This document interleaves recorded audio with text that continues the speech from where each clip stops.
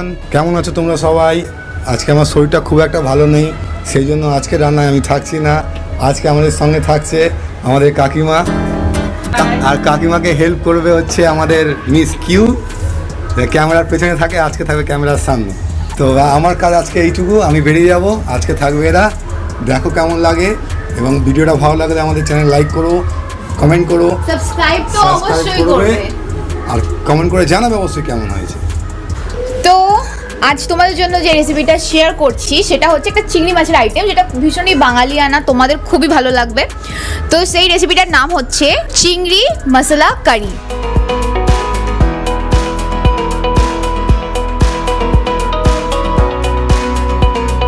তার জন্য স্টার্ট করে দিই ভিডিওটা। তো কি কি লাগছে তোমরা এখানে দেখে নাও। তো আমাদের চিংড়ি রেসিপিটার জন্য আমরা এখানে নিয়ে নিচ্ছি 300 গ্রাম চিংড়ি মাছ। এরপর একে একে দিচ্ছি হাফ টিস্পুন নুন বা স্বাদ মতন। নেক্সট আমরা দিয়ে দিচ্ছি হাফ টিস্পুন হলুদ। আর এটাকে এখন আমরা ন্যাচারালি মাছ যেরকম করে নুন হলুদ দিয়ে মাখে সেভাবে মাখিয়ে নিচ্ছি, খুবই সিম্পলভাবে। তো এখন আমরা চিংড়ি মাছটাকে নুন হলুদ দিয়ে মাখিয়ে সাইড করে রেখে দিয়েছি। এরপর আমরা যেটা করব সেটা হচ্ছে, এখানে আমাদের কাটা আছে টমেটো কুচি, লঙ্কা কুচি, পেঁয়াজ কুচি, আর তার সাথে আছে আদা রসুন ছোটো ছোটো করে কাটা, অল্প অল্প আছে, তোমরা পরিমাণটা বুঝতে পারবে। এটাকে আমরা আলাদা করে পেস্ট করে নেবো। আর হ্যাঁ, আদার থেকে রসুনটা একটু কম দেবেন। তো এটা আমরা ছোট করে মিক্স করে নিই।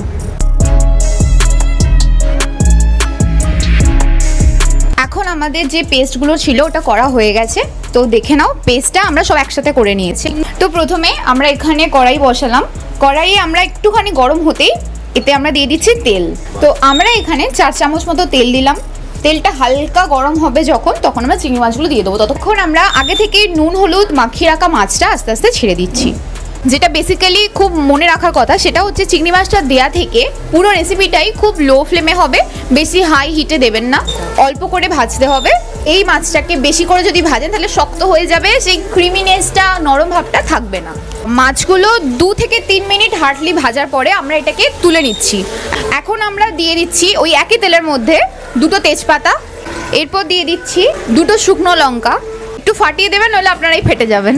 তারপর দিচ্ছি 4 থেকে 5টা মতো লবঙ্গ, তারপর দিচ্ছি একটা ছোট মাপের দারচিনি, আর 4 থেকে 5টি এলাচ।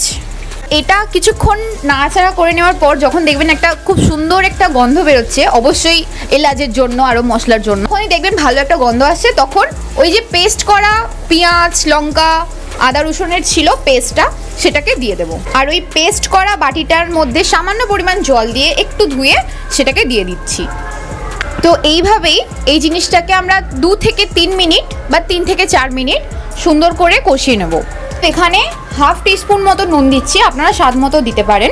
এরপর দিচ্ছি হাফ টিস্পুন মতো হলুদ, আর আপনাদের টেস্ট অনুযায়ী ঝাল বুঝে দেবেন। তো এখানে দিয়ে দিচ্ছি 1 টিস্পুন লঙ্কা গুঁড়ো, এর সাথে যাচ্ছে 1 টিস্পুন জিরে গুঁড়ো, আর যাচ্ছে হাফ টেবিল স্পুন কাশ্মীরি লঙ্কা গুঁড়ো মিষ্টি হওয়ার জন্য। তো এখানে আমরা অ্যাড করছি 1 টিস্পুন মতো চিনি। মিষ্টির জন্য আপনারা আপনাদের ব্যবস্থা অনুযায়ী করতে পারবেন, আপনারা কতটা মিষ্টি খান কি না খান সেই অনুযায়ী। এই রেসিপিটা পার্টিকুলারলি নারকেল দুধ আর চিনি ছাড়া বলতে পারেন অসম্পূর্ণ। তো ওই দুটো মাস্ট, ওটার জন্য বেশি বাড়বে টেস্টটা। এই রেসিপিটা কিছুটা চিংড়ি মাছের মালাইকারি অবশ্যই তোমরা খেয়েছো, পাতি ভেতো বাঙালি যারা। তো এই রেসিপিটা অনেকটাই চিংড়ি মাছের মালাইকারির মতোই টেস্ট হবে। আমরা যে কোনো রেসিপি তোমাদেরকে দেখানোর আগে বাড়িতে নিজেরা ট্রাই করে থাকি যে কেমন হলো, প্লাস তারপরে তোমার সাথে শেয়ার করি উইথ কনফিডেন্স রিভিউ। তো এইভাবে এই প্রসেসটাকে আমরা লো টু মিডিয়াম ফ্লেমে সুন্দর করে কষিয়ে নেবো, আর আপনারা গন্ধ সেই সময় পেয়ে যাবেন ডেফিনেটলি। তো দেখতে থাকো পুরো ভিডিওটা। এখনও পর্যন্ত যদি ভিডিওটাকে লাইক না করে থাকো তো চটপট লাইক করো, আর আমাদের এই সমস্ত ছোটোখাটো ভিডিওর বিহাইন্ড দ্য সিন যদি দেখতে চাও তো তার জন্য চটপট সাবস্ক্রাইব করে নাও দ্য SOUKIU ওয়ালেট আমাদের চ্যানেলকে। তো রান্নাটা দেখতে থাকো। মশলাটা কষতে কষতে যখন দেখবেন এর জল ভাবটা কমে আসছে, তো তখন এর মধ্যে জল অ্যাড করে করে কষবেন না, এটার মধ্যে দিতে থাকবেন কোকোনাট মিল্ক, যেটা আপনারা যে কোনো মল থেকে বা যে কোনো ভ্যারাইটি স্টোর থেকে ইজিলি পারচেস করে নিতে পারেন। খুব বেশি এক্সপেন্সিভ নয়, 200 রুপিসের মধ্যে ইজিলি চলে আসবে। তো সেটা দিতে দিতে আমরা এটাকে নাড়তে থাকবো।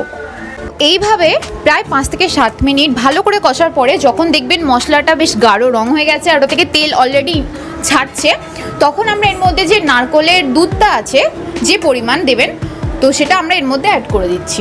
তো আমরা এর মধ্যে পুরো রেসিপিটার মধ্যে ইউজ করছি 200 ml মতো দুধ, অর্থাৎ আপনারা 1 গ্লাসও ধরতে পারেন। গ্রেভিটা ভালো করে দেখতে পাচ্ছেন ফুটে উঠেছে। দুধটা দেওয়ার পরে দেখবেন এইরকম একটা টেক্সচার লাগবে। তো এই অবস্থাতেই আমরা একে একে ভেজে রাখা চিংড়ি মাছগুলোকে দিয়ে দিচ্ছি। খুব সাবধানে দেবেন যাতে গায়ে না ছিটকায়। মাছটা দিয়ে দেওয়ার পর আমরা ওটাকে চাপা দিয়ে দিলাম, আর এইভাবেই 2 থেকে 3 মিনিট লো থেকে মিডিয়াম ফ্লেমে এইভাবেই ছেড়ে দিচ্ছি। বলতে চাও কেমন লাগলো? আমার মাকে তো দেখতেই পাচ্ছ কেমন ঘেমে স্নান করে গেছে। বলো। রান্না করে ভালোই লাগছে, মজা পাচ্ছি, ছবি দেখাচ্ছে। তো প্লিজ তোমরা রেসিপিটা বাড়িতে ট্রাই করো। তোমাদের কেমন লাগছে তোমরা কমেন্ট করে জানাবে, আমাকে দেখে, আমার রান্নার দেখে। এ কষ্ট করে দেখতে পাচ্ছ পাকা টাকা কিছু চলছে না, মা দরদর করে ঘেমে যাচ্ছে। ভালো লাগছে নিশ্চয়ই, তোমাদেরও ভালো লাগছে। তোমরা প্লিজ অবশ্যই কমেন্ট করে জানিও, ভালো লাগলে একটা লাইক করে দিও। প্রায় দেখতে পাচ্ছি রেডি হয়ে গেছে। তো এটার নামানোর আগে কিছু টাচ আপ আছে, অর্থাৎ এর মধ্যে দেব সামান্য পরিমাণ ঘি, মানে হাফ চামচের মতো, হাফ চামচের থেকে কমও দিতে পারেন ফর টেস্ট। এর উপর দিয়ে দিচ্ছি 1 টিস্পুন গরম মশলা গুঁড়ো। সামান্য পরিমাণ গরম মশলা গুঁড়ো দিয়ে আমরা রেসিপিটাকে এন্ড করব। মশলাগুলোকে সুন্দর করে মাখিয়ে দিয়ে আমরা এটাকে এবার সার্ভ করে নিচ্ছি। লাস্ট ফিনিশিং যে ঘি আর গরম মশলাগুলো দিলাম, 2 মিনিটের মতো আমরা চাপা দিয়ে রাখবো, দিয়ে গ্যাসটা বন্ধ করবো যাতে ভাপে ওই জিনিসটা আরও টানতে পারে। আহা হা হা হা, আমাদের চিংড়ির মশলা কারি পুরোপুরি রেডি হয়ে গেল। 2 মিনিট ভাপে রাখার পর যে সুগন্ধটা উঠছে সেটার সামনে থেকে না পেলে বিশ্বাসই করতে পারবেন না। তো চটপট আমাদের এই স্পেশাল রেসিপিটা সার্ভ করে নিই।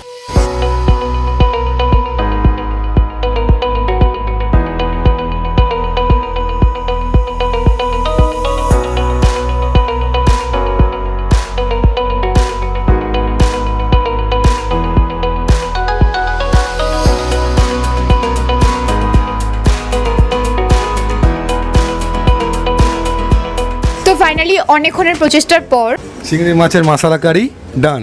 খুব সহজভাবেই দেখতে পেলেন কিভাবে আমাদের রান্না হলো। এই রেসিপিটি অবশ্যই বাড়িতে ট্রাই করবেন, আর এই রেসিপি কমেন্টে জানাবেন কেমন হয়েছে।